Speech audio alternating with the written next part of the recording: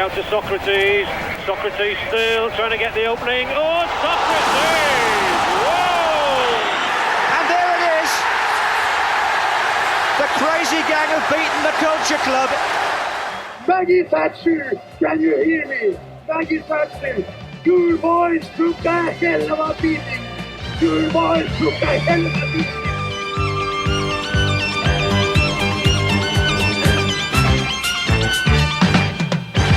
Welcome to our new department. Your boys took a hell of a beating, and it's a World Cup department. So we've got our 70s department, we've got our library, and our guest today will enter the library as well before too long with his upcoming book, all about the Soviet Union and the magnificence of Soviet Union era football. But for tonight, it's the World Cup, 1986 as well. You have to say that is magnificent. I think I've got that right, Aidan. That's close enough. Barry Davies couldn't have done it better himself. If not, we will call it a test. Aidan will be our Des Lynam after tonight as well. I will be because this is the baton passing, and Aidan is going to be our Des Lynam. Come, I don't know. Who do you want to be? Do you want to Bob Wilson, Des Lynam, Steve Ryder? No, Frank it'll be Des. Frank. Right, you're taking the mick now. It's got to be Des Lynam. It's always got to be Des. It's the only way to go. He hosted Mexico '86 for the BBC, so he's the main man. When we're talking the key games, he was there. He was. It is definitely vibes of, shouldn't you be at work? Maybe that's what we could have called the podcast. Shouldn't it? That would have been another option, but no, we had to go with a Barry Davies line. He seems to have all of our little subsections going on. But yes, plenty of World Cup, adventures to be had in the build-up to what will be a highly contentious World Cup, I think we could say, for the summer of 2026, Aidan. Oh, we will get into that in due course. But yes, some might say holding a World Cup in the land of a despot who's bombing half the world isn't ideal. No. Some might say. I didn't say that at all in case the FBI are listening. Absolutely. And moving along very, very swiftly before the exocets start raining in on Your Boys Took Hella Beating's newly built campus. Our guest tonight, and he is the man that came up with this. We said, what do you want to do? Conor Kenny, welcome, Conor. Thanks very much, guys. I have to say it's a genuine pleasure to be in the company of two authors and two readers that I've done a lot of reading about, whether it's your own work or even through these football teams. So I have a house filled with stuff from the pair of you. So it's a genuine honour to spend time in your company. You are very, very, very kind, Conor. Too kind. Too kind. But before you tipped up, Aidan, Conor said we were esteemed, Aidan. That I know, esteemed, Aidan. Can we print that on something? We're anything but, though. You and I know that. You and I know that. I think we need T-shirts made with that, though, don't we? We do. Didn't it? What was it we got called one time in the old currency? Was it Big Media or something like that, which was absolutely ludicrous. That made us laugh long and hard. But tonight, 1986, an entirely different world that we were going into. And this is the last 16. Conor, why this game in particular that piqued your interest for this module, our opening module? If you have to say, that is magnificent. I think it's one of those games that even when you watch it back, which thankfully I went and done recently just to test my memory to see if I was still remembering what I thought I was remembering, and it's as barmy a game as I thought it was. Whenever you see a 4-3, you're going, well, that must have been a good game. And there are certain games where there's high scoreline, but it's not always necessarily end-to-end stuff. But there are parts, I know this game was set in Mexico, but if they'd put an ice hockey rink in the middle of the pitch, they'd have certainly got away with it because it was just literally end-to-end stuff. It sort of defies science when you look at the heat that was blazing down on them, but yet, the Soviets, certainly the first 20 minutes, they just felt like that a plane to catch at the end of the game. They were an absolute, couldn't wait to get off the pitch. They were going that fast. It was just an incredible tempo when in an era where we're probably used with that now and, watching sort of the speed of the game nowadays, but certainly in the 80s, games didn't generally be as manic as that in World Cups. There were good World Cup games, but this game just felt like they just thrown the tactics book out the window and just both teams just decided, well, to heck with us, we'll go for it here, I mean, Aidan, it's a magnificent game to select. There are a few at the '86 World Cup that could have gone for you, and especially I think in that last 16 had a fair old set of decent fixtures in it, but a 7-goal thriller. On the losing side, you have a man who scores a hat trick. You've stylistically beautiful in terms of the football played by both teams as well. We're going to big up Belgium's part in this along the way as well, and just everything that surrounded this game. It's an absolute classic, but it's an undersold one in many ways. Oh, absolutely right. Conor's right. It was really frenetic end to end, and with the heat, but also the altitude. This is 1,800 meters up in the air. I've just looked up, so that's got to make a difference. You're more than a mile high. The way that they came into the game as well, I know we'll get into that in a sec, but contrasting fortunes on the way to this clash, which I think adds to the appeal of the way it turned out, because it might not have been the way that past form or recent form, I guess, would have told it or expected it. But that wasn't the only game in this round that goes that way, and obviously ultimately the quarterfinal that comes after this. And who that would have been against it, you could have easily see it be the two different teams going through to that instead of the way it turned out. But this is the way of World Cups, isn't it? It doesn't always go the way you expect. Football doesn't always go the way you expect. Just because you've done well in one game does not mean you're going to do well in the next. And yeah, the end result may have a little hint of that for purists, perhaps. But you're right, Belgium more than played their part in it. They had plenty of chances and plenty of attacks of their own. It was a really good game. Definitely a great one to talk about. So yes, a good pick. Absolutely is. The road to León. Kind of didn't really consider that this is the venue where England unravelled at the 1970 World Cup finals, Conor, against West Germany so spectacularly. It's only when you kind of listened to the commentary as I was rewatching it, and we were lucky enough to find ITV's coverage of this game. And what's great about this is it seems to be ITV's coverage, but kind of like the production side of it as well. Yeah, it's. I don't know if either of you picked up on it, but kind of like in Jerry Harrison's ear, you can hear his producer kind of like giving him prompts here and there. Of kind of like there's at one point you hear him say, "Jerry, give the second half the big sell," because it's kind of like an 11 o'clock kickoff, I think it is UK time. So you're gonna have to stay up beyond midnight to watch the second half. They're really kind of laying it on to say this is a stupendous game, or the second half is going to be stupendous. And it's always like they're kind of like selling that second-hand car in a way, but then it does actually pan out in the way that both Jerry Harrison is hoping and his producer in his ears.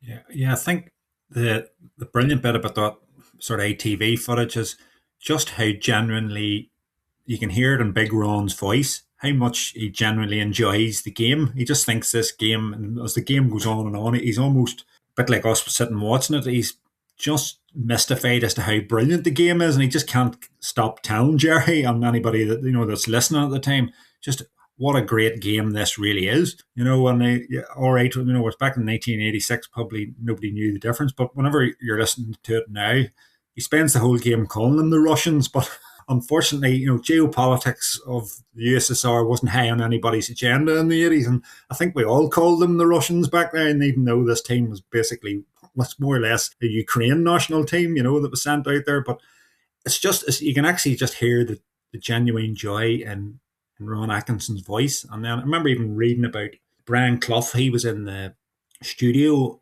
and after the game, he goes on a whole sort of lyrical about the game, and he just said at the end, that football won tonight, even if the Russians lost. There was genuine joy from two real football men there, Brian Clough and Big Ron Atkinson, who I'm sure they'd seen countless games, but yet they'd just at the end of this game just thought to themselves, what a brilliant, pure game of football this was. Aidan, there's a lot of sympathy towards the Russians, if we want to call them the Russians tonight, just for the sake of 1986 and Jerry Harrison and Ron Atkinson's. Controversial, but if we're going in the time machine, then we should call them the Russians. But the anything but 9 players taken from the Dynamo Kiev side, and obviously Lobanovsky's the man at the helm as well. Just the Ukrainian flavour to this Russian side. Yes, let's not get too far into the geopolitics of it all. But yes, this was Dynamo Kiev in a different kit, mostly. Honourable exception of Dasayev in goal, I guess, is the key Russian on the field. Dynamo Kiev, obviously, well, under Lobanovsky, for a number of years, he'd been implementing his sort of scientific methods, a slightly more scientific version of total football, but it was free-flowing, it was pacey, it was relentless in its attacking.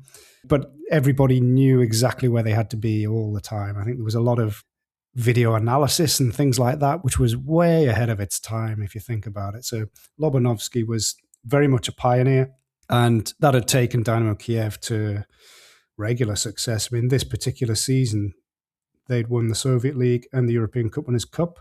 We've got Belanov as one of the star players of European football. Now, he would cement that with some of his performances, especially the one we're talking about today, which ultimately would win him a big gong at the end of the year. But, more than individual talent, it was the system, it was the team. And obviously Lobanovsky had a few stints as Soviet manager. He'd only come back to it just ahead of this tournament, though, I think, because Eduard Malofeyev had been the coach in advance. So, it sometimes it's those little twists of fate where circumstance could have gone a different way. Would we have held this Soviet team in such regard? Would they have been as elegant or as successful, I guess, 2 years on from this in particular as well, if they hadn't made that change just prior to the tournament? I don't know. Who knows? Maybe they would, because it was largely the same players schooled by Lobanovsky. But his stamp is all over it, no matter who was on the bench. This was his team, just in... Well, actually, no, they did wear white on this one. They're just like Dynamo Kiev. So, it was just the red trim instead of the blue trim. That was the difference. Yeah, in terms of style of play, there is very little difference. Conor, in the group stages, the Soviet Union are just absolutely amazing to watch. That 6-0 against Hungary and goals flying in from all sorts of directions. The fact that they'd gone toe-to-toe and I think outclassed France in the group game that those two played. They've cruised through. They've really cruised through that group. Group C, top of the group. They've been there as well. Aidan's intimated towards a Ballon d'Or winner to be. The players just kind of, I don't know, they remain omnipresent because the Vasily Rats, it's Belanov. You've got Protasov on the sidelines who plays very little of this World Cup, but you've got Aleynikov, you've got Kuznetsov at the back. And it's these players just absolutely dripping. Zavarov, who you don't forget how good of a player he is, but he embosses, every time you go back to watch him, he kind of embosses just how good a player he was. The talent of this Soviet Union side and just how good they were in the group stage of the 1986 World Cup. Yeah, and it sort of come in, and that's probably why Lobanovsky was obviously given the role. They'd obviously qualified alongside Denmark, and there was that blockbuster game against Denmark in Copenhagen. I think it was 4-2, but again, that was not one of those games that could have been any score that they wanted it to be. At the turn of the year, there wasn't a massive sort of anybody really questioning Malofeyev at that time, but the friendlies just unravelled as the year went on, the sort of World Tournament friendlies, and the results seemed to get worse and worse. Whilst nobody in the Soviet Union, certainly in their controlled media, was saying that there was any player power pushing him out, but because of the big Kiev contingent, it's almost down tools leading up to the final. I think it was the Finland game they played and they only drew. And I think that after that, the training session, they just almost gave up on Malofeyev. And it doesn't be long before the jungle drums be rumbling in the political world, and they have basically total control over who they want in charge of the Soviets. So the Goskom sport, as they were called, they soon got involved, and Malofeyev was moved out. And I think in the news agencies, they were putting it down to illness.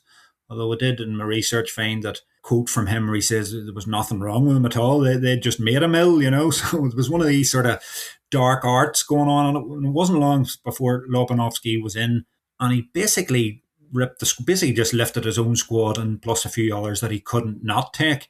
And that was really how he set off. And when they're going into the Hungary game, even reading about it, a lot of the media had Hungary down as the favourites because they were going into that game having a good pre-tournament. I think they beat Brazil in Budapest and things like that. Now, it wasn't a full strength Brazil, but they picked up a win. So they were in generally good form. I think after about 5 minutes, it was 2-0. And they just set off, as Aidan had said, from winning the Cup Winners' Cup. It was basically like from walking off from winning that club side tournament and just basically starting again into an international tournament with the same mindset and more or less the same players. And it was an incredible performance against Hungary. I think they even missed a penalty just to make things even worse. The France game was a wonderful game to watch because it was two teams just going toe-to-toe. But because France had only just about beat Canada, the goal difference then set the Soviets knowing that a draw wasn't a bad result. And then they were able to ring the changes for the Canada game. And the likes of Blocking and those guys were able to get a run out. And as you rightly said, Protasov got a start, but he got injured there less than an hour, and that basically was the sum total of his World Cup, which was very disappointing because most of the talk was about him going into it from the goals he was scoring for Dnipro, and there wasn't as big a talk about Belanov, but it's again, these guys always touch on it in your writing about that sort of passing, sliding doors moments of these things, and there's, Belanov took his opportunity and had a fantastic World Cup. So as they say, they went into that Belgium game easy group winners, probably looking like one of them and Denmark were probably the two best sides to watch going into the tournament. And the sad thing then became neither of those two sides actually got to have that glorious rematch from the game in Copenhagen, and it's just nothing's guaranteed in a World Cup, but sadly it's one of those things you look back on and go, isn't it a pity? Because as we all know then, we'll probably talk about this a wee bit later, the pity is one of those two sides then would have got to meet Maradona, in the semi-final. So it's those sort of things that you start conjuring up in your mind. Wouldn't it have been great if? But, where would you be in football if there wasn't a big if somewhere? We'd be lost for things to talk about, wouldn't we? Oh, we would indeed. I mean, Aidan, it is something that crossed my mind early today, knowing we were doing this podcast. That quarter of the draw of the knockout stage, 4 nations there. You've got the Soviet Union, you've got Denmark, you've got Spain and Belgium. The team that picks the way through it to the semi-final is surely the one that would have been if you were asked to rank your preference in which side makes the semi-final from that quarter. Belgium are the one that surely comes fourth amongst most people's votes. 100%. Not just because it's a nation that maybe doesn't stir the soul in quite the same way, but from how they played, they hadn't done particularly well in this tournament so far. I mean, I guess it should be noted, though, that Belgium were a significant team of the early and mid-80s. Guy Thies, I'm sure that's how you pronounce it, is in charge and had been for a long time, I think in various stints, but he was a long-standing coach. He'd led them to the final of Euro 1980. He'd taken them to the 82 World Cup, where they reached the second stage, and played the Soviet Union, although that was a rather less exciting 1-0 win for the Soviets on that occasion. Then taking them to Euro 84 through a lot of chaos in terms of the squad and bans and all sorts of controversy, and then bringing them to this tournament, knocking out the Netherlands on the way in a playoff, which, of course, was a hugely significant moment for them. Some revenge, I guess, for the Dutch sneaking past them in 74 and going on to do very well. So here we have Belgium sneaking past the Dutch and going on to do very well. Little parallels, perhaps. They only got through thanks to a late last gasp header from George Groen in the away leg to get past the Dutch. But yeah, they pitched up at the World Cup into the hosts group. So I guess that's always an awkward thing, especially when you're playing them first. And that's what they had. So in front of massive crowd at the Azteca, you had Belgium coming into that game against the hosts. And they lose 2-1, I guess, on a sort of wave of Mexican euphoria. So they're up against it from the start, really, I guess. they only just snuck past Iraq, if we're being honest. It was not a comfortable victory, 2-1. It seemed to be going well early on, first half, but no, Iraq came back into it. And yeah, that was not comfortable at all. And then the 2-2 draw with Paraguay sees them through, but it wouldn't have done had this been a 2 teams through 32-team style tournament. They finished in third place. As we will see again this summer, third place teams can get through, and it's not always a good thing, but sometimes they go on and achieve rather well. But yeah, you're absolutely right. From that quarter of the draw, though, to see Belgium as the one that actually progresses all the way to the semi-final is quite remarkable. It's not unusual, though, for a team that starts steadily to progress and develop and hit their stride at the right time. And you can certainly say that of Belgium. They did play well in this game, despite there being maybe a controversial incident or two. And did they deserve the win? Well, you certainly can't deny them that, because they played so well in extra time, I suppose, that they put it to bed. But we'll get into all of that. But yes, you'd have gone Denmark, Soviet Union, Spain, Belgium. That would be my order from that quadruple. To get back to your original question, which I've rambled my way around and eventually come back to it. That's the order that I would have probably put them in preference. You wanted to see a Denmark-Soviet Union quarterfinal. Everybody did, surely, because they both lit up the group stages. They both were technically excellent. There was that qualifying match that Conor talked about. To see that again in the World Cup in a quarterfinal would have been something else. But maybe in a parallel universe that happened, but not in this one. Yeah, I'd like to think that if that game came together in a parallel universe, it just didn't quite live up to the expectations. You know, a bit like the France-West Germany semi-final of '86. But there was never as bad of a game that people remember it to be. But at the same time, it was nowhere near the heights of Seville 4 years earlier. So yeah, I mean, I like to try and kid myself that a prospective Denmark-Soviet Union quarterfinal wouldn't have been all that. But let's say that. Let's say it was a 1-0 thanks to a late goal that bounced off Laudrup's backside. Yeah, and maybe even to his own net as well. But yeah, you know, the Belgium, you know, they're kind of semi-dysfunctional. Yeah, they've finished third in Group B. You know, made heavy weather out of Iraq. They've lost to Mexico. It's really not been a particularly great path for them. And there's also kind of like rumblings behind the scenes. You know, Guitis, as mentioned, you know, is kind of this totemic manager for the Belgian national side that was associated to them for so long with such talent at his disposal as well. You know, a beaten finalist of the 1980 European Championship. They go to the 1982 World Cup and beat Argentina in the opening game. They were the most fantastic kits throughout much of these tournaments. That great kit that looks like, you know, at Euro 84, where it's kind of like, yeah, there's a 7:45 kickoff, you know, in Marseille, but there's a round of golf in the afternoon to navigate first. I don't think it's any coincidence that when they redid that kit in 2018, that they again reached the semi-finals, and in fact were quite unlucky not to go even a step further. So I've mentioned this many times in the past, the theory on good kits. A good kit equals a good tournament. They might have tested Argentina further if they kept the Pringle look.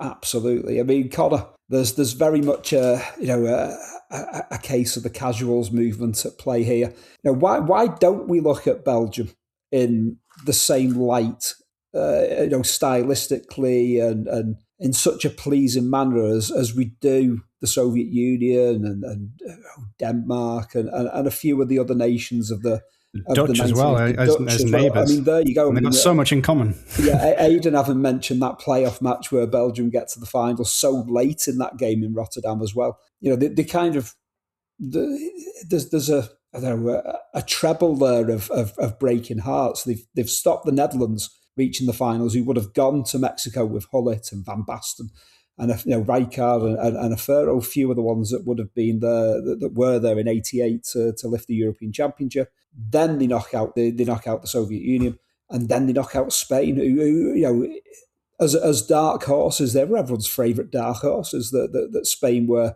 They'd have been an acceptable semi-final. Why do we? I won't say frown at Belgium, but why do we not give them the credit that they deserve. They probably have this image of being very workmanlike, which I think's very unfair on them. Any team that has an Enzo Schifo in it, that would be described as workmanlike. But I suppose when you've the likes of like Jan Ceulemans and these guys, and they're just sort of bumping people out of the road, they just had that. They didn't grab people's attention, and as Aidan rightly says, that bar Euro '88, they were in every tournament and generally did well. And unfortunate for them, they were in a proper group of death in '84, so there wasn't really much anybody could have done about that group. That was a proper group that they were in. But I think probably for us looking at Mexico '86, they've just been. I certainly looked at them as just real party poopers, haven't they? Like they've just come along, spoilt the Soviets' party, and then just that was a time when you were actually going, wouldn't it be great if Spain were really good? And then you got to see them in the quarterfinal. And I remember watching that quarterfinal, and 9/10 of the ground was wearing red shirts. It was like Spain had actually decided to go and support their national team for once. And they had this mad, the entire ground was completely red. And you're going, oh, great, Spain's really going to, go somewhere in this tournament. And then out they went, there was Belgium again. And you're just going, how do we get rid of Belgium? But they were just one of those teams that sort of didn't grab your attention, but yet people like Enzo Schifo should have been grabbing your attention because he was a fantastic player to watch, and especially when he went to Serie A, he was an incredible player, But in an era when number 10s were almost two a penny in Serie A, every team had a number 10 of world class talent, but he was a magnificent player.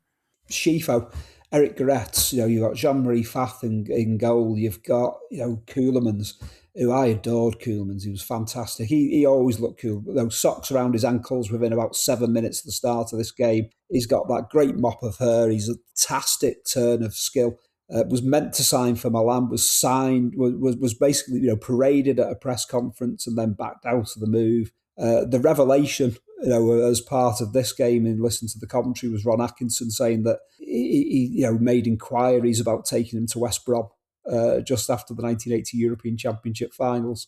Jan Ceulemans playing for West Brom would have been an incredible thing circa 1980-81. But as well as this, the lack of expectation in Belgium going into this game, they have lost Erwin van den Berg and Rennie van der Eycken. Some big hitting names that they go into this game without as well, which kind of hands it to the Soviet Union. But it kind of puts pressure on the Soviet Union to say, well, Belgium are being unconsidered here and you're expected to cruise through this.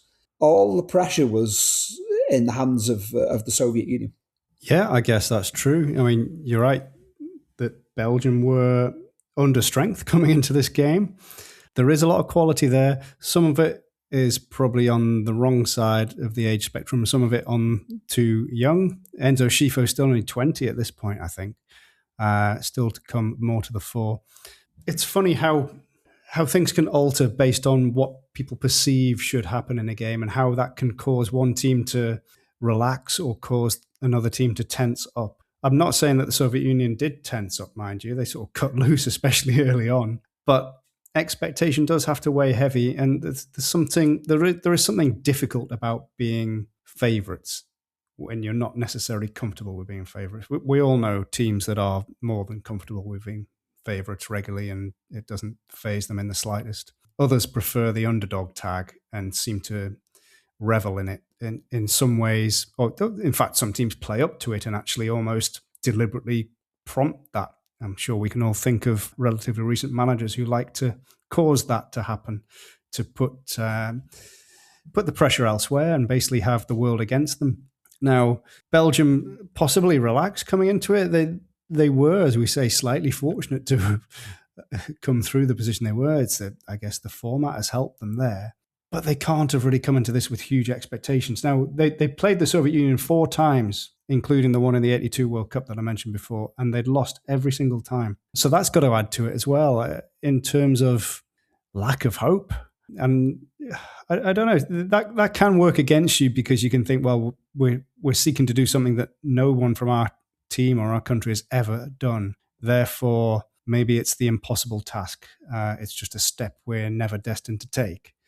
Or it can relax you and you can overcome the opening jitters and play quite well. And I guess that's the way it turned out for them at this occasion. But they did have a lot of quality.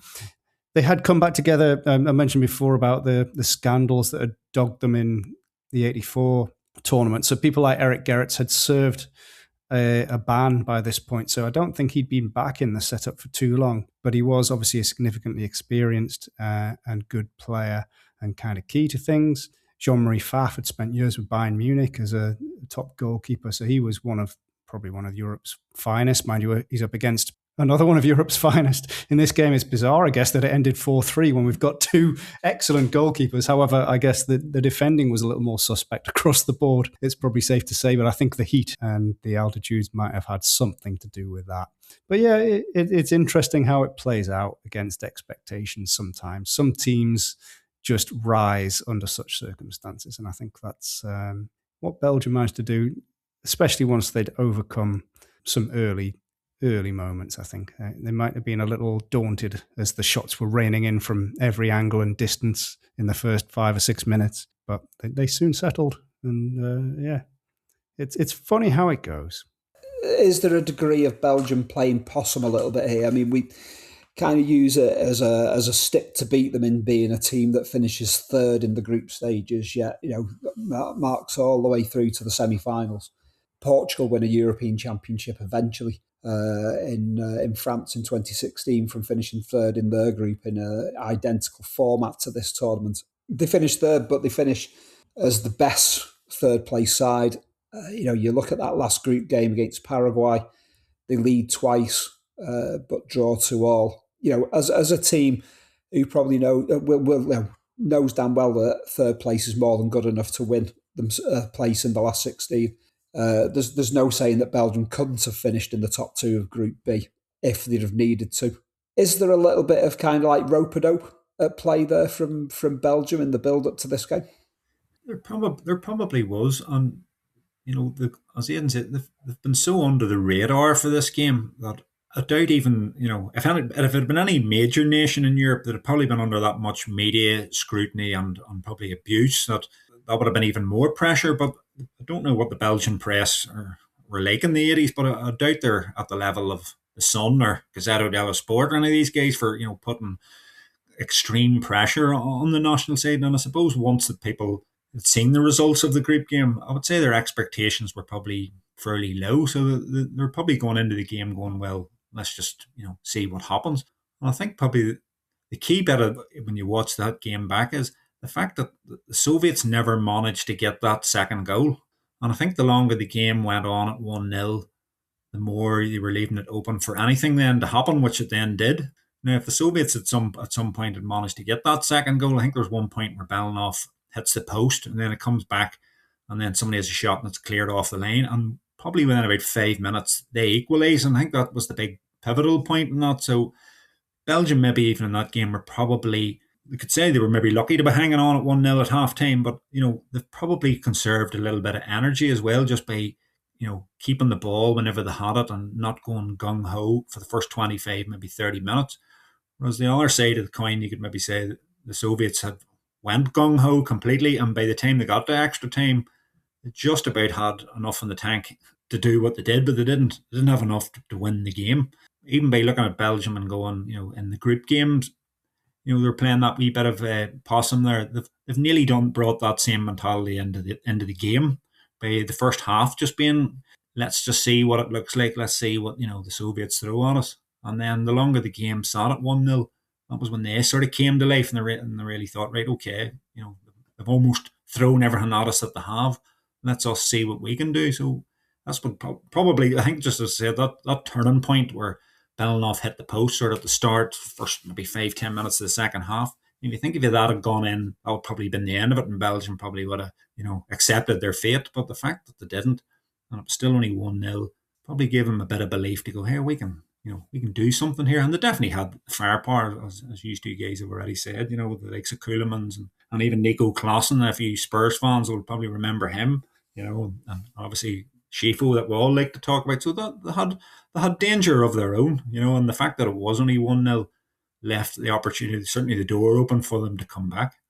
Yeah, there's definitely a degree of that. The first half hour is very much the Soviet Union dictating absolutely everything, the passage of play, the possession, the pulling Belgium all over let's say the pitch, but certainly all over their own half of the pitch, because they're encamped in the Belgian half, but without really kind of turning the screw at this point in time. And Aidan, there is that definite sense of belief that grows within the Belgian side as the half goes on, to the point that when Belanov scores that first goal, which is that beautifully whipped one from the edge of the box, it almost comes as a semi-surprise almost, because Belgium have weathered, the storm as such, and they've just about got comfortable in their position in the game. Then suddenly, bang, the Soviet Union are ahead. Well, it was such an odd first half hour of the game, I think, because there were so many chances. Like, we could already have been 3-2 or something by this point, rather than 1-0. Yeah, Belgium had gone close with a free kick and I think a header at the far post, after it seemingly just been shot after shot after shot from the Soviet Union. I think there has to be something about the altitude that they're playing at, that people were trying their luck from distance far more than you would expect. I think the flight of the ball, the way it would move faster through the thinner air, I don't know whether it's deliberate or people had just sort of settled on this after the group stages and realised that there is a little bit of a difference here. But people were shooting from all sorts of distances very powerfully and going very close on a number of occasions. It's really quite stark when you compare it to the modern game, where it's try to almost pass your way to the perfect chance at times. There's none of that here. There's all sorts of shots raining in. But yeah, Belanov's goal was absolutely superb. But that also has some hallmarks of the game to come in that the defending wasn't necessarily the most robust or rigid, shall we say. They could cut right through the whole of the Belgian midfield and defence quite easily. Not to take anything away from the shot. No chance for Faf in goal on that one. And if anything, I think that goal inspired both teams to have more shots from distance. And it just seemed to continue in that vein. But yeah, it certainly wasn't against the run of play, but it was slightly more of a surprise that it might have been had it happened in the first 10, 15 minutes. Belgium had given a little bit by this point. They had settled a little bit. But again, you go into the psychology of it. Would this goal have set them back? They've struggled initially. The expectations were low, but they've settled a little bit, but then gone behind to something that they didn't defend well, but was actually a brilliant goal. How would they react to that? And initially, it was just there was loads more shots from distance from everybody, but they soon settled a bit better. They definitely did. Yeah, I agree with that. If the Soviet Union score in those first 5, 10, 15, maybe 20 minutes, then you know that that's totally in keeping with the game. But yeah, it just seems such an oddity that you get to this 25, 30 minute mark where Belgium have suddenly kind of like, actually, we're comfortable here, we're dealing with this, and then bang, they concede this goal.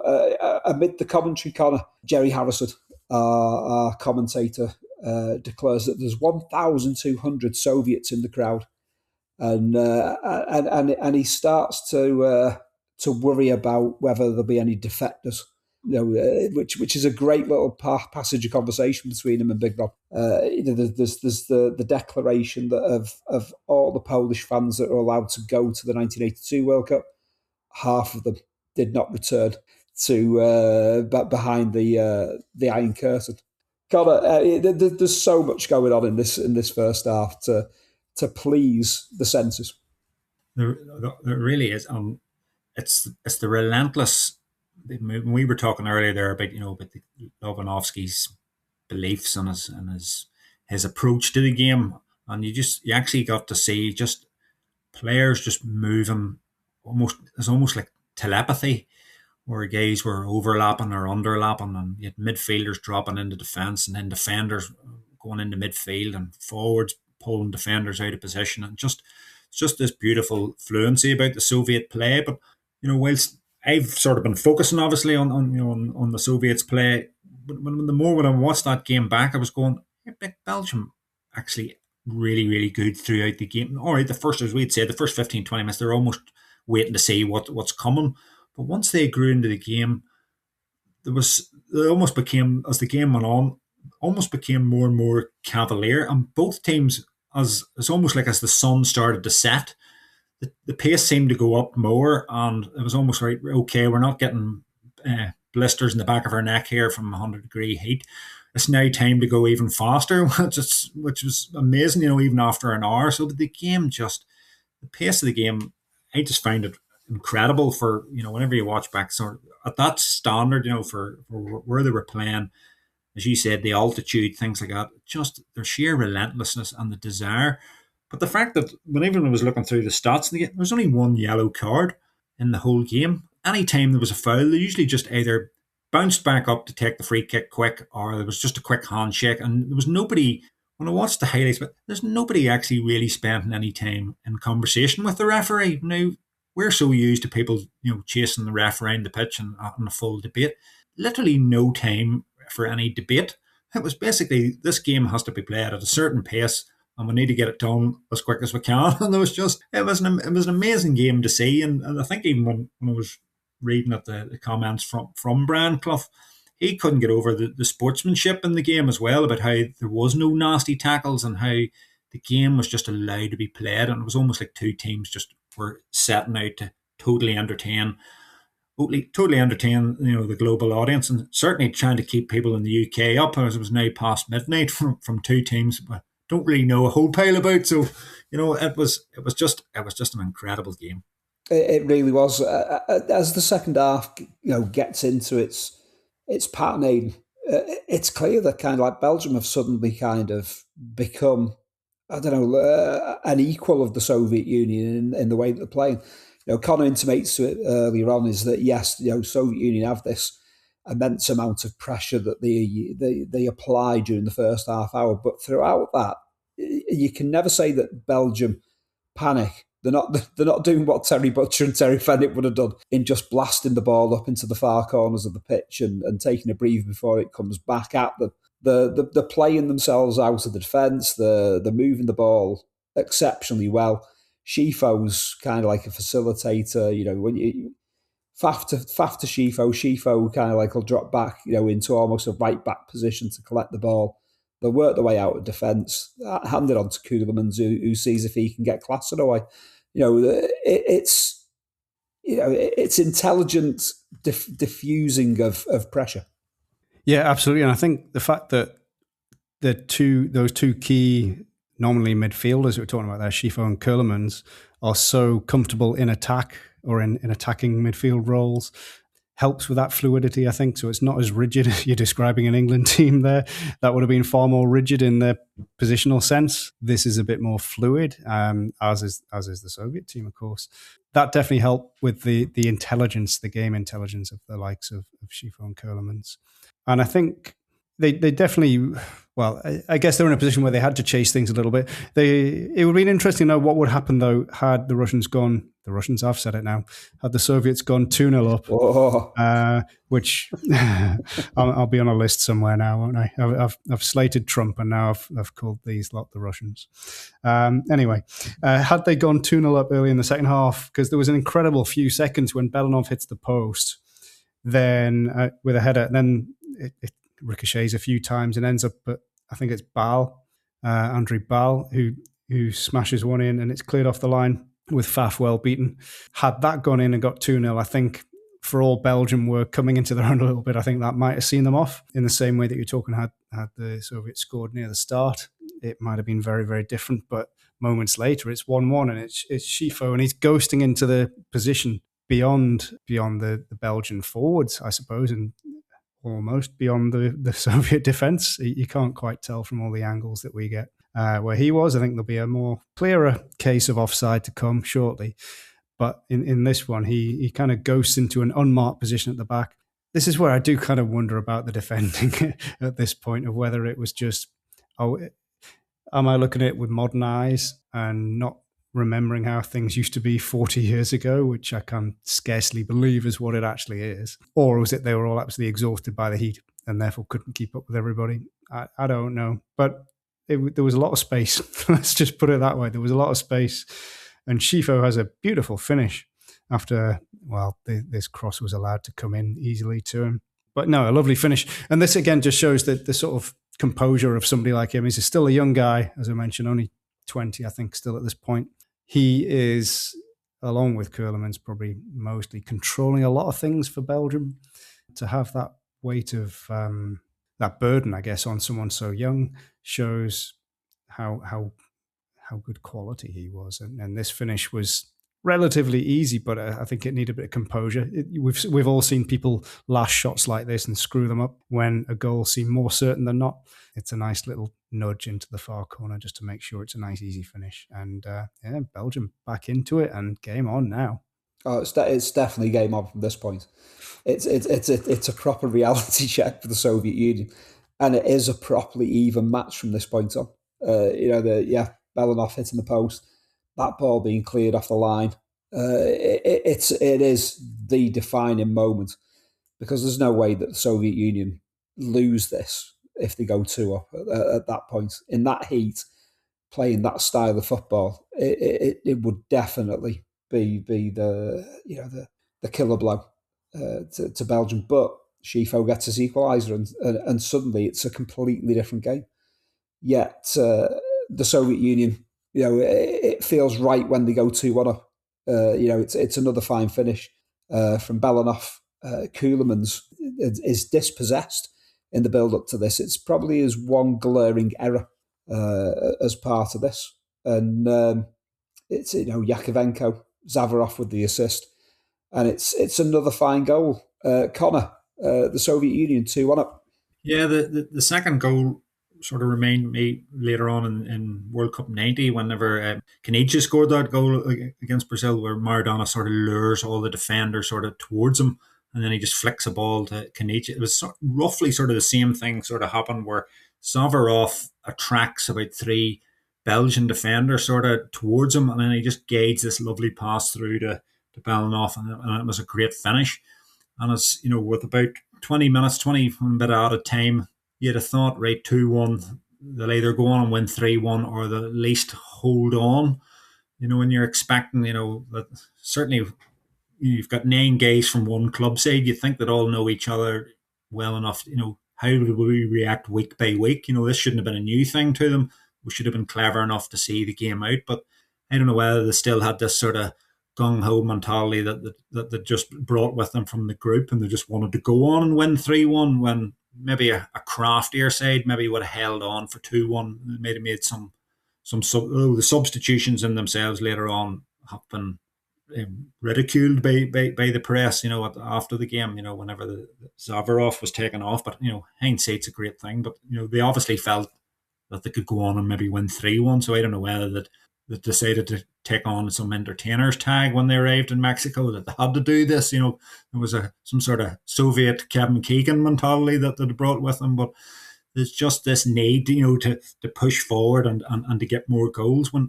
When you'd have thought, certainly from a Kiev perspective, one of the things that was always labelled to Kiev, especially when they were away from home, was they won their home games, but when they're away from home in the league, they were always very good at holding on for a draw, because that was more than enough to get them a points tally throughout the season. They'd picked up a few away wins, but they didn't overexert themselves, and if needs be, they just held on for a draw.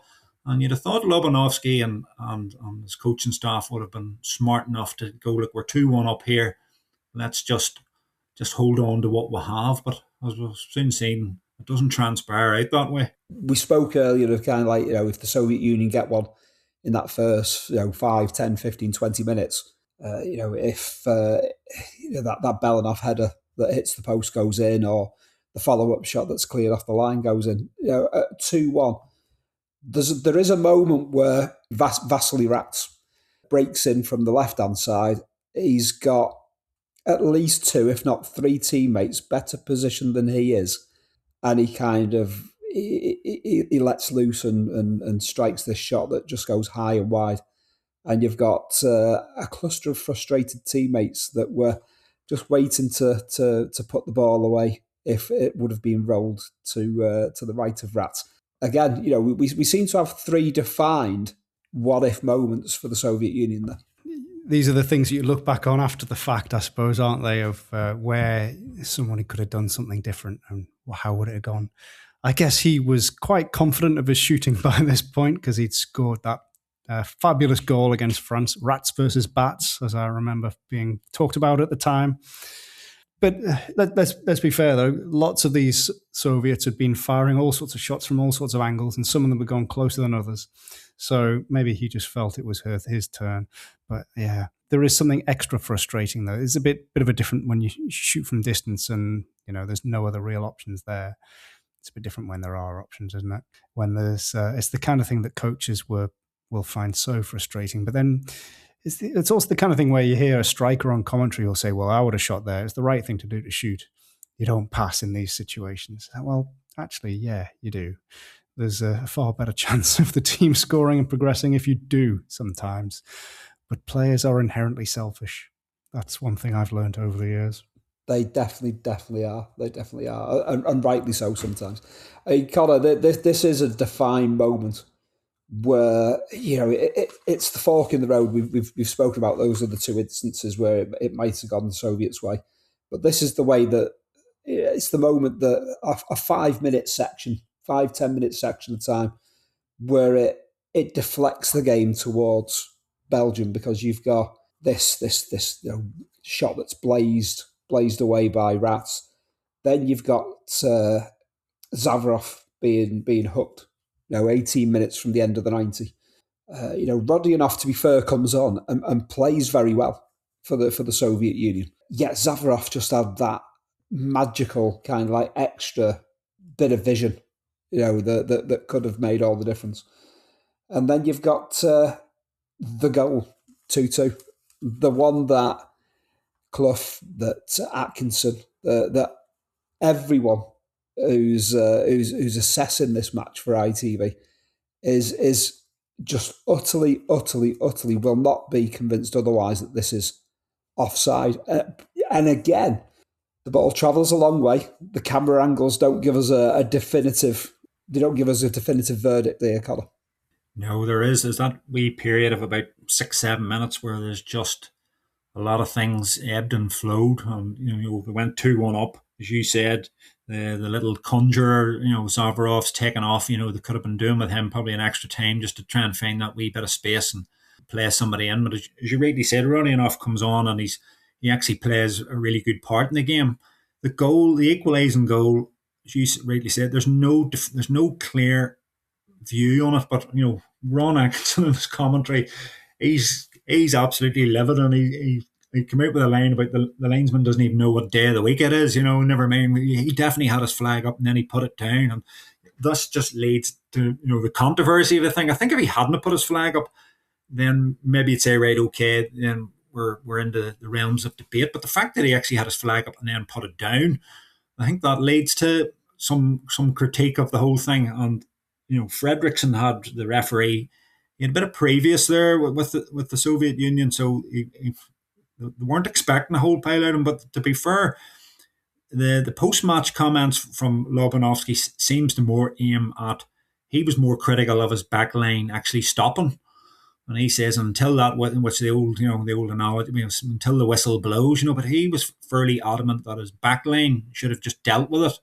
We were talking about Butcher and Fennick kicking it into the stands. Well, that's probably what he just wanted there and then. But the fact that they had stopped and just expected the flag to go up, which in turn it did, and then went back down. But they weren't. The Russian media or the Soviet media wasn't overly critical. After the game when I was reading about it, and certainly in his comments after the game, he wasn't overly critical of the official. He was more annoyed at Kuznetsov and Demianenko stopping and letting. But there does seem to be a fair bit of daylight. But it's hard to tell because the ball has travelled maybe 50, 60 yards, so it's hard to know. But I'm in the camp that Ceulemans wasn't that quick to get that much daylight, so I'm gonna remain in that camp. On the back four weren't that slow either, so I'll stick with Big Ron and say the flag went up, so it should have been ruled out. But there you go. These things, that gives them something to moan about. Every country likes a good injustice for their World Cup history, don't they? They do. They absolutely do. I mean, Aidan, it does look like an injustice, but like I say, it travels such a long way. But regardless of whether he's offside or not, that's a great piece of control and a fine finish from Ceulemans on one respect. But also, it's a hell of a lot of loose defending by the Soviets. Yeah, another example of loose defending without question. Yeah, you do wonder how you can leave people that alone at this stage of a critical World Cup game. It was very lax, but yeah, I totally agree with Conor. It looks rather suspicious in terms of his positioning. It was a beautiful finish. You're absolutely right. Control on the chest, turn and volley. Excellent goal from that perspective.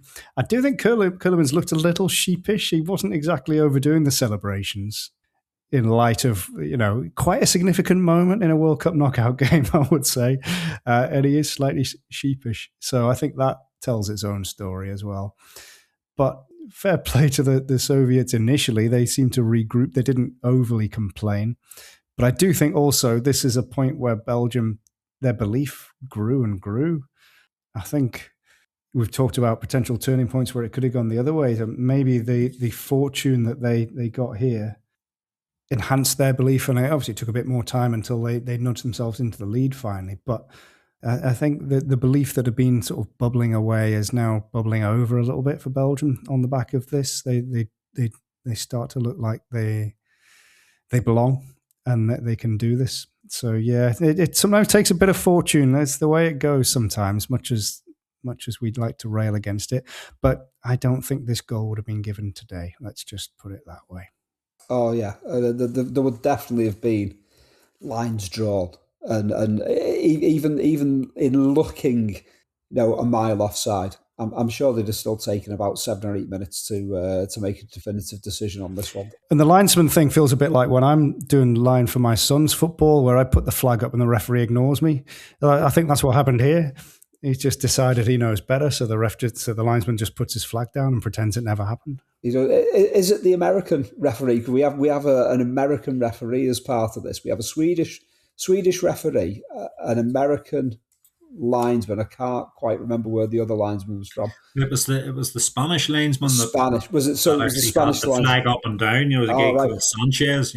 So we can't even blame the American linesman who doesn't even have an NASL to be doing week to week refereeing at this point. I mean, Conor, from this point, this is where kind of like it clearly gets into the mind of the Soviet Union that this is not going to be their day. Yet both teams really pick up the pace from this point. That last 20 minutes is unreal in terms of the speed of play in that kind of heat.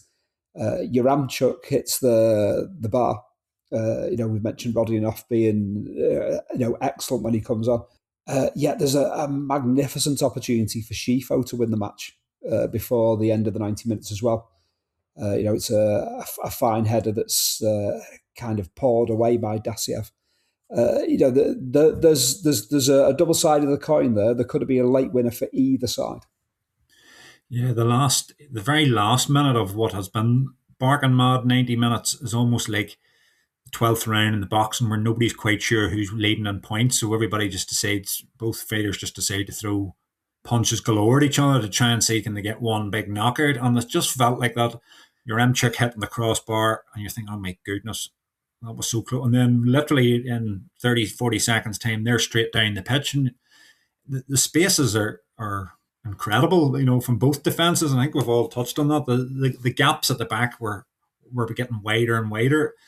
The bizarre, when I was watching it back, the bizarre thing for me is the fact is that, whilst the whole team was generally, was 9 players, were obviously Kiev, but the back 4 was all Kiev. They played with each other all season. The key thing about a back 4 is understanding each other and who you're with and that sort of those partnerships. And the fact that it almost looked like they didn't play with each other. It was like Kuznetsov and Demianenko and, they had Bezanov and Rats. And you think those 4 guys having played all season, played all the way through Europe, come together here. And this would have been the easy part for them. You'd expect things to maybe be a bit more dysfunctional, either midfield or up front. But it just, the amount of opportunities Belgium had, and a lot of it was either diagonal balls over the top and them not clearing their headers or completely missing headers. The amount of missed opportunities Belgium had from crosses coming in was frightening throughout the game. And I remember reading about Lobanovsky and he said he only had 2 games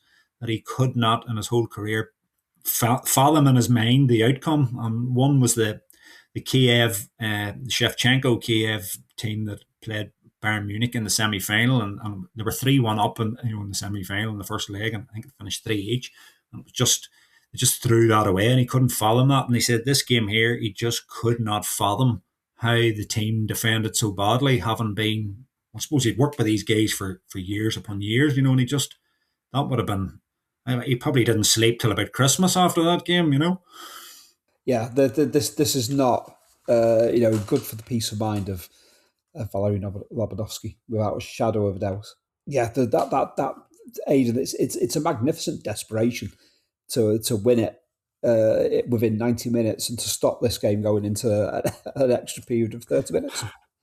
Well, let's be honest. If I was running around in the heat of Mexico at high altitude, I would want this done and dusted quickly. So yeah, it really is. And quite how it wasn't won, I don't know. It's incredible. I think both teams could have done it, as you say.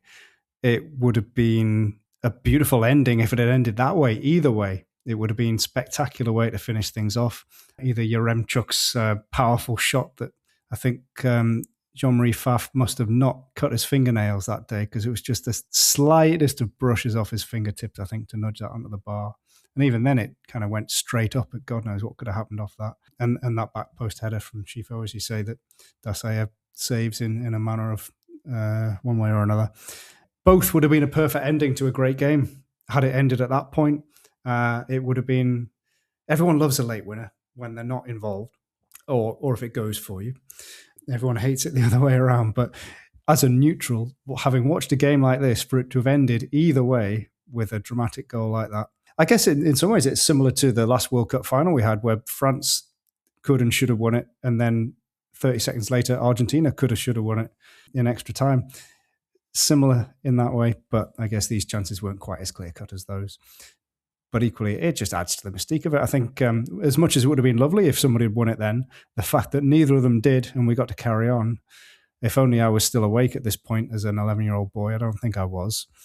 If I was watching this now and it went this way, I'd be delighted that we got an extra half hour, even if the players probably weren't. Yeah, it is very late at night at this point, and it's a Sunday night as well. Oh dear, definitely wasn't up. Before extra time kicks in, Conor, you can hear Jerry Harrison talking to his producer through his earpiece. It's going well. Pity it's a late night in terms of the audience at home. ITV have this, golden egg of a game here. Yet the timing of it is just it's a shocker for a commercial TV station. Yeah, it's the chicken and the egg stuff there. For European viewers, in Mexico and that sort of part of the world, it suits us for the game to kick off at noon, because we're getting it at prime time, 7:00, and we can sit and enjoy it. But the actual spectacle is probably dreadful because it's at noon and it's probably 40-degree heat. Whereas here, at least, already kicked off at 11:00 our time. Yes, it was still warm, but by the time you were getting extra time, you were getting into the cool of the evening. But by that stage, most of us were long gone, So it was a problem there for 18. Probably the best game, and it was at the wrong time for it. But that's the way it goes. But remember Jerry Harson's commentary? It was him and Ron they were commenting on they thought Belanov was tiring in the game, and Jerry Harrison makes a comment that he says, but they're only amateurs, so this might be expected. So I'm not too sure that he actually got into what actually sort of the Soviet system was of these players. Yes, they may not have technically have been paid, in the way that in the UK and those places, but they certainly weren't amateurs, in that way. But it was a lovely comment that just showed almost the naivety of how we all sort of treated the Soviet Union. These unpaid amateur Russians. Look at the plucky underdogs, aren't they good? Yeah, and they'll be back at work on Monday morning, having failed. Yeah, back to the factories, indeed, and the salt mines and all of that type of thing, and the nuclear plants, shall we say? And the nuclear plants, and absolutely, and ploughing the fields, etc. Into extra time we went, Aidan, and suddenly Belgium, are increasing in confidence here. I mean, Nico Klaassen is suddenly looking like a serious kind of like class act. That someone should sign him. Someone should sign. Yeah, a very interested David Pleat is watching this from somewhere, without a shadow of a doubt. But they are the increasing threat in the game. Although there's some heroics from Faf as well. There's a punch clearance at one point. There's a brave stop, a brave block where he could easily have injured himself. And within this, Belgium have still got the substitutes up the sleeve, which the Soviet Union do not now have. Yeah, this is true. They do. They kept them all for extra time. They do eventually make two, but one of those was after they were already after all the goals had happened, actually. So it's more about seeing it out. So yeah, it was. It's odd in such conditions to not make use of that. The Soviets had done. They'd even brought a Russian on, which is obviously an error from their part. But yeah, the chances definitely did keep raining in from both sides. But I think Belgium seemed a little more accomplished than they had done earlier on by this point. Their third goal was a superb header. Stefan de Mol, probably the unlikely scorer on this occasion. He seemed to be a little taken aback with himself. And then Nico Klaassen with a volley to make it 4 in the second half of extra time. By that point, it seemed utterly done and dusted. They seemed like they'd overcome earlier issues. They'd weathered the storm, and then suddenly now they've cut loose a little bit in extra time off the back of Kim Kleister's dad coming on as well, as he's probably better known these days. So yeah, incredible. Yeah, but yeah, the lead lasted about a minute, and then we get a penalty for the Soviets. And wow, if you're ever going to take a penalty, there's no messing about with this one, is there? This is no Panenka. The Belanov, as it should have been termed, is very different.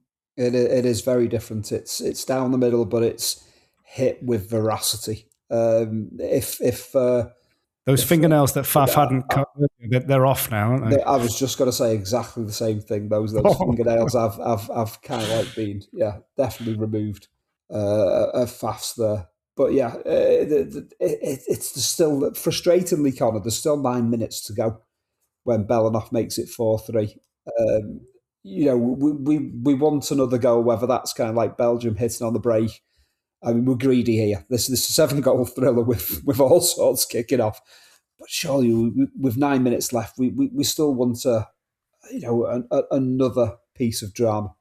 And it felt like there would have been, and when you're watching the game back, it's still, even though you know the scoreline, it still feels like somebody is going to pop up and score at some point. Whether maybe something that you've completely missed. Did this goal get disallowed? It just felt like there was going to be something else happening.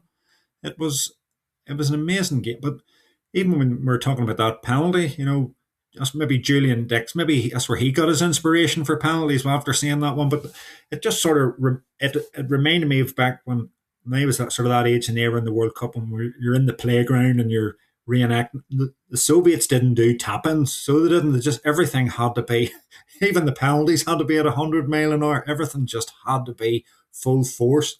But my goodness, you're probably safer off letting that one in. I wouldn't actually fancy putting my hand in front of that. But very, very sad that somebody would score a hat trick and then lose. That's, especially in a World Cup, that you don't get that happening very often. We do get a thunderstorm though, Aidan, that comes virtually out of nowhere and takes our hero Jerry Harrison by utter surprise. He's so amazed that he cannot stop referencing this impending and then unfolding thunderstorm that is going on, to the point that he kind of brushes off a late save by Faf. There's a late chip that's tipped over by Faf that could have taken the game into a penalty shootout, yet doesn't. Yeah, the late thunderstorm adds a surreal edge to this. I can only assume he'd turned up in shorts and t-shirt and had nothing else, and he was fearing his route home to the hotel afterwards. That's all I can think. He knew he was getting a soaking. He absolutely knew he was getting a soaking. Conor Lobanovsky in the his post match, he manages to keep a lid on his annoyance and his anger about this. His only argument is the second goal, and as you say, that his defenders just stopped playing when the flag went up, and by the time that's ignored, the ball's in the back of the net. It was a superb spectacle, but at least the second goal was clearly offside. The linesman had his flag up and then put it down again. When we stopped playing after that, our morale dropped. Lobanovsky cites morale. They see the writing on the wall from the moment that Ceulemans puts that equaliser in for 2-2, according to Valerie. You get that feeling from it, which is surprising for him, because normally, well, I suppose in a way the game itself was so on Lobanovsky.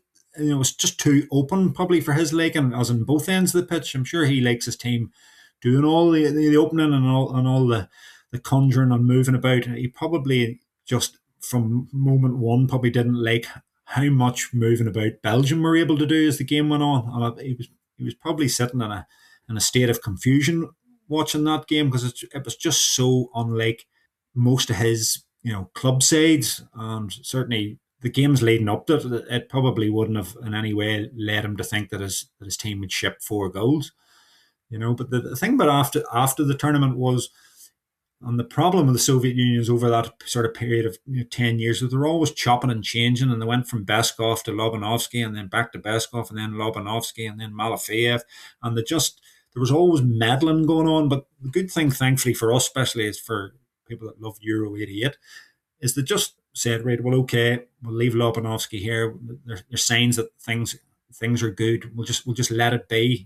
He only came into the side there, so we'll just leave them be. And thankfully for us, they did leave it be and let them grow into the excellent side that they were at 88. But as I said before, he must have absolutely frayed his head that what went on in that game, because he was a man that just loved control of the ball, control without the ball, but just the control of the movement of the players. And that game just was almost like somebody just came up before and just ripped a script up before the game and just sent the guys out with literally no script, so it was just an unscripted performance. And it must have totally confused him. Yeah, without a shadow of doubt. This is, for a coach who deals in the logical and the scientific, this is totally illogical. I totally get why it left him, pondering it in the middle of the night for decades to come. Aidan, Belgium's kind of like achievement in not just winning this game, but reaching the semi-finals. It is somewhat underappreciated. Thies has healed a rift between the Flemish and the French speakers of his squad. They've been, utterly dysfunctional. They've not qualified in the most convincing manners. The group stages, they've been consistently inconsistent. Win 1, draw 1, lose 1, score 5, concede 5. You can't get any more consistent than that. But then he's kind of like, he's mastered the basics, principles of a solid defence. He's put in some younger legs. He's made everything spin around Ceulemans. They're massively sharp in those transitions between defence and attack. Classic counter-attack going on.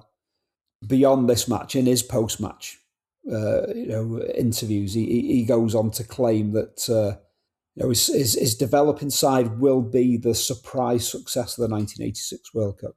He's kind of correct, isn't he? He is. Oh, without doubt.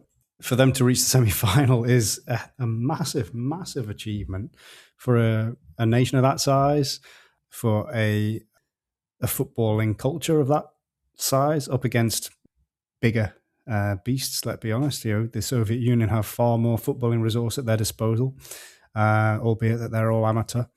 They have systems in place that the Belgian clubs probably aren't quite at the same technical level of, in terms of Dynamo Kiev, certainly. But Belgian football was no slouch at this time. We've had Anderlecht going far. Okay, maybe some dubious things around that. In the UEFA Cup a couple of years before, we'd have there's various good players from across Northern Europe, I guess, pitching up in Belgium. There's quite a few Danish players and Dutch players who play for there's Anderlecht, but also Bruges. Obviously, have had their successes in these times, so they're no mugs, and yet they're never really thought of as a team that would really go this far. I think that there is quite often, though, a surprise semi-finalist at a World Cup, a team that you wouldn't think would get that far, and whether they get there through fortune of the draw or a couple of good results that weren't as expected. But there's a team that you often think of slightly overachieved to get there. You could probably put England in that bracket in the next World Cup, Bulgaria in '94. Teams that overachieve a little bit, but you have to still be good. Nobody gets there through chance alone. You still have to be the one that comes through. The collection of four that we talked about, for them to be the one that comes through is no fluke. You earn it, you deserve it. And all these surprise semi-finalists that we get, we only say surprise because they aren't the teams that always win the World Cup. So if it's not Germany, Italy, Brazil, Argentina, and now you could add France, Spain, and I guess England are reaching those stages more frequently these days. If it's not one of those nations, we treat it as a bit of a surprise, but it shouldn't be really. They've deserved it, they've earned it. So why shouldn't they get there? Morocco at the last World Cup. It's a hugely significant moment for a nation that you wouldn't expect to have reached that far. But how did they get there? They got there because they played better than the teams they were up against. It's as simple as that, and that's what Belgium have done. Absolutely, it was hard working, but it was also technically excellent. They played some very good counter-attacking football. Certainly in this game against the Soviet Union. Conor, we'll go to that parallel universe that we spoke of earlier on. Had the Soviet Union progressed from this game instead of Belgium, where do we feel the World Cup might have terminated, shall we say, run to? I think I'd be fairly confident that they would have beaten Spain. I think that would have been an interesting game, but I do think they would have been too strong for Spain. The Denmark game, if the Danes had beaten Spain, we could have got a classic. We may not have got. I can't in any way, shape, or form think that we wouldn't have got it. I don't think those two teams would know how not to play a classic. If they played each other, I just don't feel that they would know how to contain each other. They would just almost be let loose in the way they would go again. But I don't think, as much as I'd love in my head, I would love to have seen the Soviets play Argentina. I just don't think anybody touched Argentina in that competition. I just think with Maradona, it was just at a world-class level that nobody else was at, and he was he was untouchable. But it would have been lovely to have seen it, and it would have been lovely too, even if Denmark could have got there and played Argentina. Those would have been two games that you just think about. Those would have been really, really good. And I feel sorry, that Belgium have been dismissed in that way, because as rightly said, they've got to the semi-final and they've earned their place. Spain weren't good enough to beat them.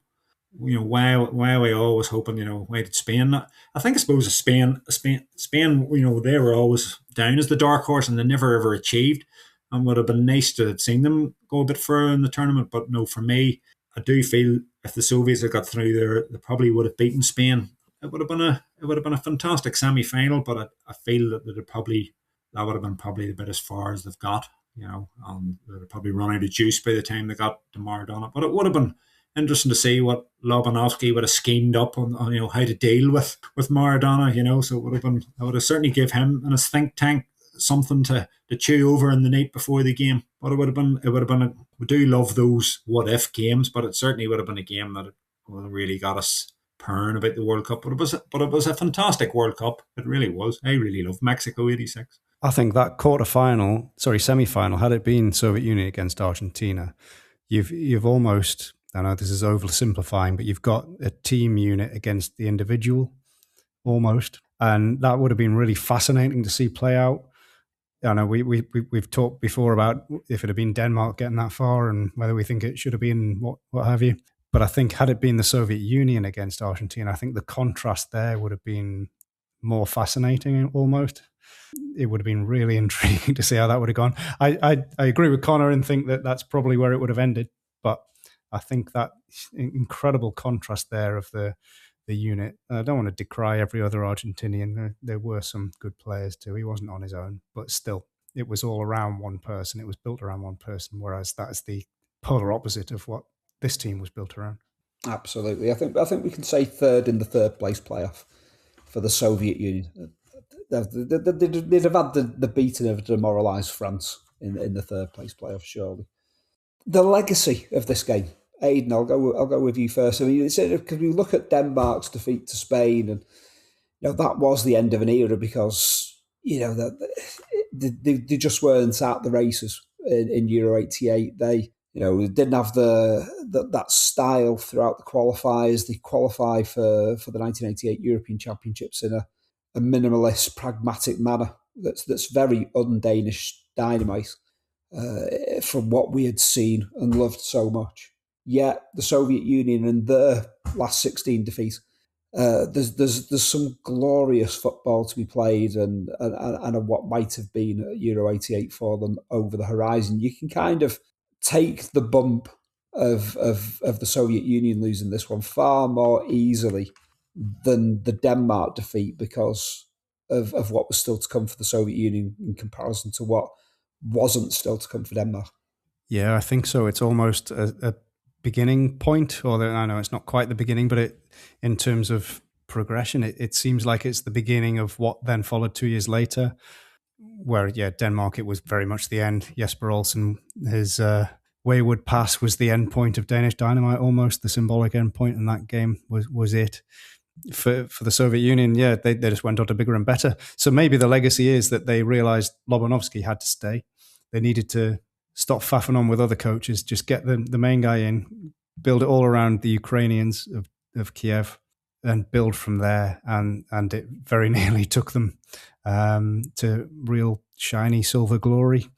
As much as, they came up against a fabulous team that we all loved as well in 1988 in another fabulous kit, which, don't forget, that is the key to winning tournaments. I think the Soviet Union were excellent at that point. They were superb. They'd obviously beaten the Dutch in the group stage. They were superb against Italy in the semi-final. With a bit more fortune, might have done a bit better in the final itself, but they were just outdone by a better team on the day, who were also very much on the up. But, actually winning an international tournament is a very, very rare thing. I don't think you can class a team that doesn't win something as a failure or anything like that, because winning is so rare. So that was the last. We're building to the last peak of Soviet football. Someone should write a book about the era, Conor. I think that's a task for you, perhaps. And Conor, if you can knock that up for us in the next week or so, then that'd be much appreciated. Conor, give us your final say on this Soviet side. What's great about so much of the post-match discussions about this is that there's a huge amount of sympathy for the Soviet Union. The way that they've played has won the love and respect of football watchers, whether that's kind of like in the press box or in the stadiums or sat at home thousands of miles away from the action. This side has really kind of found its niche within the football hipster society. The stereotype, unfortunately, for the Soviets, and we grew up in it, it was a cold and calculated, when you got that from every news program or political program, the Soviet Union was this sort of cold nation and had no real, there's nothing warm about it, not even just its climate, just its whole interaction with things. And then you got this beautiful side that just appeared. And for most of it, it literally appeared from nowhere, because I certainly knew nothing about them apart from my Panini sticker book, and all these guys, and it's cost me a clean fortune. Well, it cost my mum and dad a clean fortune to fill this Panini sticker book, but we got to see all these names, and then all of a sudden, when you actually seen it in action, you just got to see this beautiful side playing all-out attacking football, shooting from all angles, and just movement, and it was just a real beauty in their play. And when you hear the likes of Brian Clough and Ron Atkinson just purring over them, you know that there's something good about these guys. And then thankfully it wasn't long till we seen them again. We seen them then at the next tournament in '88. The '88 just went exactly as Lobanovsky had sort of planned it, almost to the final. And then his plans were unfortunately ripped up. And And when you sort of read about him, he almost expected to play Italy in the semi-final, so he'd almost already his blueprint worked out of who he was playing. So he had his three opponents in the group, and he had his teams more or less set up, and he knew exactly what he wanted to do. And he knew the Italians would come out of that group, and he had this team again set up exactly as what he wanted to do. But any plans that he had for the final then were ripped up when Besanov and Kuznetsov barking mad. He got one yellow in the tournament, and I think he got a yellow away back in some qualifying game that the game was already dead, and I think he was booked, and that was carried into the tournament. It was just a ludicrous, thing that you would expect from ludicrous organisations like UEFA and FIFA, but this is what went on, and that put him out of the final. So Lobanovsky had to really think on his feet, and his defence wasn't really set up the way he wanted it set up, and then he even had sort of, I think, Ilyanenkov and Zavarov and those guys playing far too deep.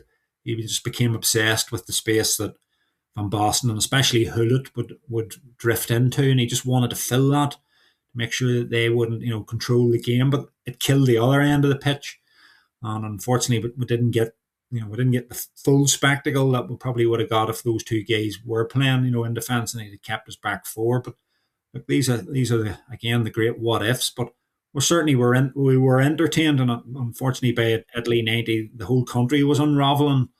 By the time they went into Italia 90, they were just about hanging on to be the Soviet Union, and it obviously didn't go to plan there. So that was probably the one big failure for Lobanovsky. But certainly for 86 and 88, we had a beautiful period there, and probably should have had them in 84 as well. But that Portugal qualifying game, which Lobanovsky was actually in charge of, and we can debate all day about that penalty, whether it should have been given or not. So they were on the end of I don't think we need to debate too long about it, Conor. No, I don't think we do. But we were certainly, they were certainly on the end of a few decisions, But that again, that could have been another in that brilliant '84 tournament. They could have been in there and been in place of Portugal, and who knows what they would have done there. Although it does feel a wee bit. We're talking about Maradona, almost destiny. It almost felt like destiny for France in that tournament. But we did get a wee purple patch where the Soviet Union really didn't play to their stereotype. They actually were a colourful side. We were always painted in monochrome, but I think we got a real Technicolor version of CCCP in over 3-4 years, and thank goodness we did. Yeah, the football cosmonauts, without a shadow of a doubt. Yeah. They were truly magnificent. Moving on, we have actually, by the way, Aidan, if you can knock up a book about the 1984 European Championships, that would be much appreciated as well. There. Yep. I'm very disappointed the two of you haven't come up with a book about Euro 1980, because it was such a brilliant tournament. There's so much to write about, Yeah. Stephen keeps threatening that we're going to do a pod about it, or a pod series about it, but I don't know what we're going to say. It might be the shortest module that your boys took a hell of a beating has ever put out. Which this one certainly won't be the shortest one. Moving on to our and finally section. It's a 7:00 kickoff for the Mexico game on the same night that the Soviet Union and Belgium are going to be doing battle. We've had a 7:00 kickoff between Mexico and Bulgaria, which finished at the BBC's coverage finished at 9:00. ITV's coverage of the Soviet Union-Belgium game will kick in at 10:45. We're allowed a late night on this one, kids. We've got an hour and 45 minutes to fill, and I'll give you your options over what you can watch in between. BBC One, it's the fourth semi-final of the 1986 edition of Mastermind, followed by a bit of Esther Ranson and That's Life at 9:30. BBC Two, Caribbean Nights, we have a Bob Marley in profile documentary, and this is followed by highlights of the Canadian Grand Prix at 10:20, which there'll be a little bit of an overlap there. We can either watch the end of the Grand Prix highlights up to 11:00 and kick-off time and miss the 15 minutes of preamble over on ITV, or we can just bail out of the Canadian Grand Prix. ITV, we have the last half hour, from 9 o'clock, we have the last half hour of Smoking the Bandit, possibly the best part of Smoking the Bandit. And then at 9:45, we have an episode of Love and Marriage. Over on Channel 4, we've got a drama series featuring Pauline Collins called Country Matters, which, if I'd have said Country Matters Channel 4, I think we'd have been looking at some kind of, country file type thing where, it's all to do with the farmers not being able to build the swimming pools because of subsidies and all that type of stuff. Beyond that, 10:15, they've also got the live action of the final round of the US Open golf, Aidan. It goes for Channel 4 did dabble in some of the major tournaments in the golf calendar mid to late 1980s. Anything in there that's going to satisfy you until it's time to watch, tune into the Soviet Union versus Belgium? Personally, it would have been the sporty thing, so I would have dabbled with the golf and the Grand Prix. However, in my house at 9 o'clock, it would have been the news. There is no getting away from that. That's what would have been on from 9 until 9:30. So yeah, I wouldn't have had much say in that matter. Yeah, sad to say, but no, for me, if I have control, which even now I still don't have full control. If I did have control, it would be channel hopping between the sporting things until the next sport came on. Absolutely. Conor, are you with us with the F1 and the golf, or is there anything else there? I'm actually shocked that Channel 4 had golf. That just sounds really surreal. It's like something that I've never actually heard of, but there you go. But it would probably be flicking between the golf and listening to Murray Walker's mad ranting on the Formula One. But if it was only the one TV in the house, my mum would definitely have That's Life on, and then we'd all have to laugh at odd-shaped carrots and things like that, and rude words that had appeared in the newspaper. It seemed to make prime TV, but yet when you look at it now, it was absolutely dreadful TV. But yeah, it was the mid-80s. What did we know? Exactly. Dogs saying sausages and all sorts. Yeah. It was where it was at on a Sunday night. Unless Channel 4 we're throwing on a bit of golf. Aidan, would you like to hazard a guess who won the Canadian Grand Prix in 1986? Okay. Ayrton Senna? Ayrton Senna was fifth. I'm going to go for Nelson Piquet. Nelson Piquet came in third. Ooh. Oh, getting there. A bit closer to home on his tax haven of the Isle of Man. Nigel Mansell. Hiding behind his massive moustache. It was Nigel Mansell that took the victory at the Canadian Grand Prix. Good for him. Any hazard a guess at the winner of the US Open, the golf? 86. I'll go for somebody like Larry Mays or somebody like that. It's probably an American, isn't it? Yeah. American Lee Trevino. Yeah, Trevino wasn't far off. He was a bit of an Indian summer. He came joint second, I think it was, in this. It was Raymond Floyd.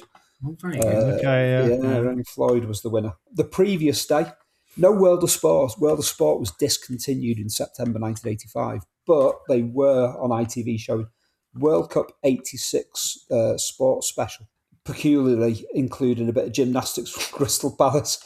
And strangely, a look forward to the WBA World Lightweight fight between Hector Camacho and Edwin Rosario, a fight that happened the previous night. Very, very, very UK orientated. This is looking forward to a world boxing title fight that has already happened. Aidan?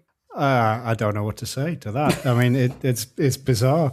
I suppose in the pre-internet age, people might not know what's happened on something that was the night before, unless they happen to be there. So yeah, you could probably get away with it. It's a masterful way of doing things when you haven't got anything else to show. Is it Camacho or Rosario for you, Aidan? Oh, Camacho all day long. Camacho. Conor, Camacho or Rosario? I actually don't know very much about Rosario, so we'll just have to go for Camacho. You are both correct. It was a split decision. It went the distance. A memorable fight. Apparently,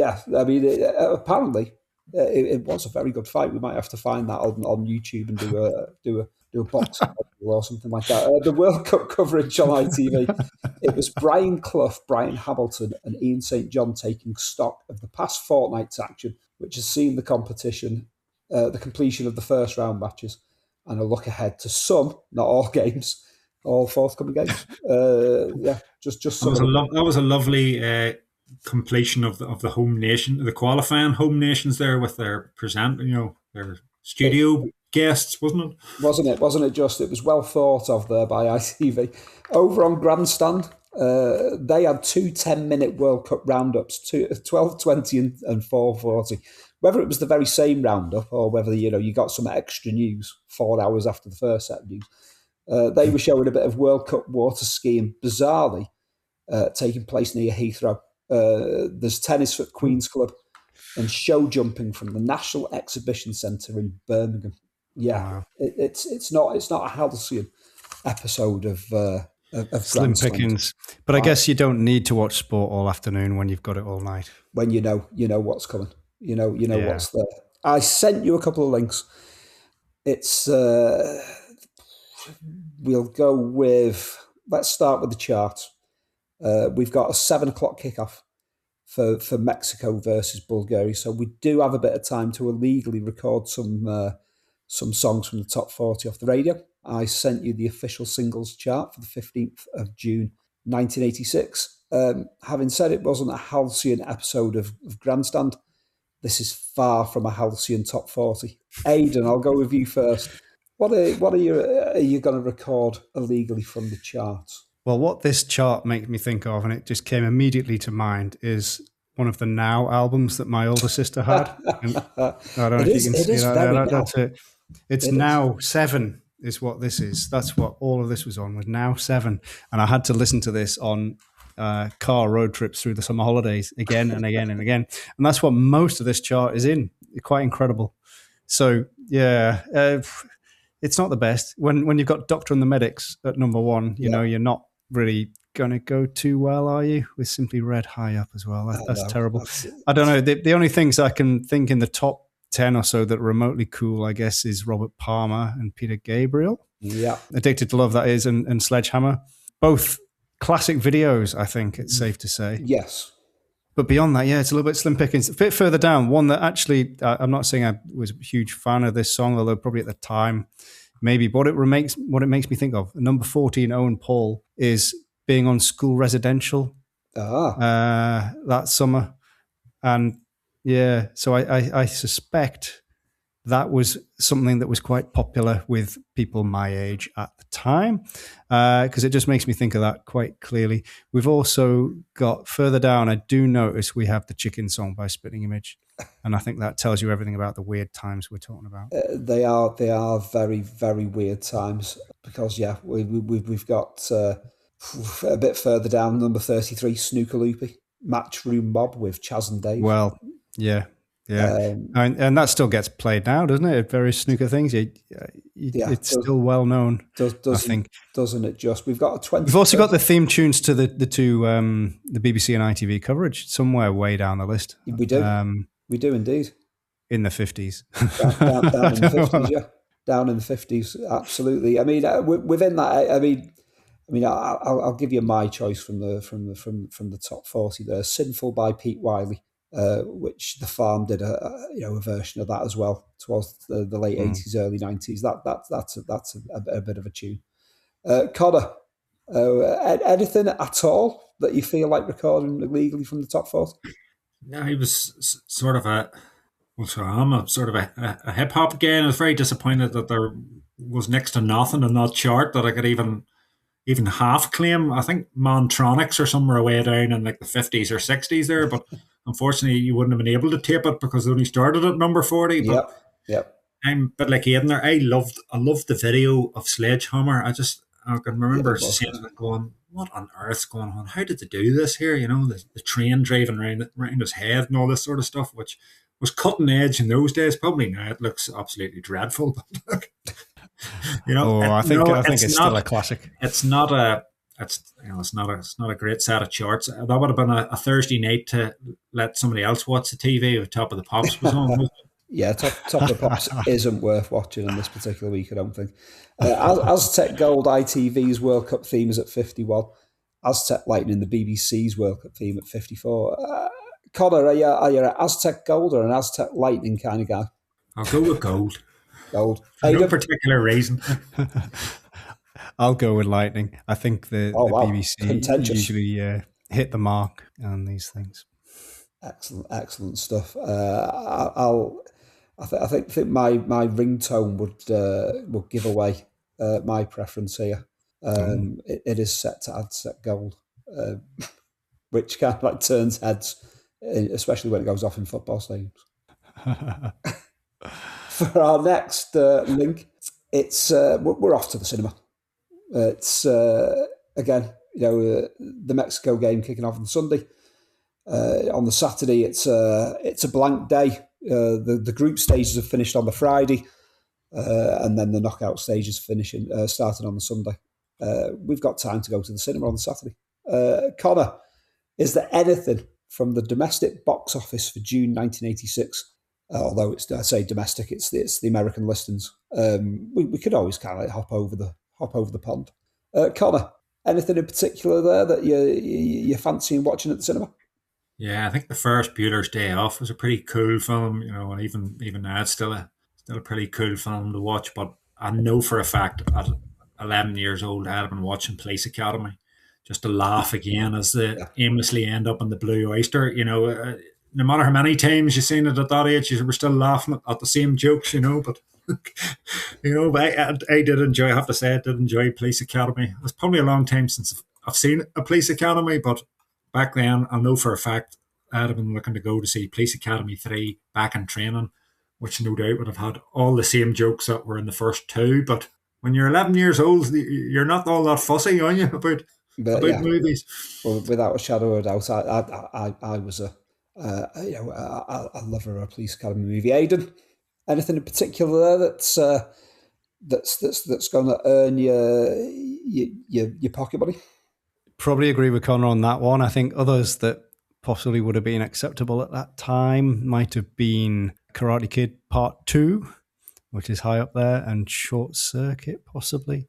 Obviously, the number one we're all avoiding saying is Top Gun, because I think that probably was released a little later here, but also I don't think I was old enough.